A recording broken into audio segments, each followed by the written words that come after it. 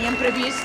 fer la cavalcada com habitualment, no? Amb la desfilada, amb la recepció dels Reis a la plaça Major enguany, però bé, amb aquesta pluja abundant i maca, no?, que està caient a la nostra ciutat, sembla que no hi ha previsió de moment de que s'aturi. Els Reis, evidentment, és la nit més màgica de l'any, han d'arribar a la nostra ciutat, han de venir a veure els nens i les nenes de Tàrrega per portar els seus regals, i hem decidit canviar la ubicació i rebrem a ses majestats amb tot el seguici de patges aquí a la parròquia,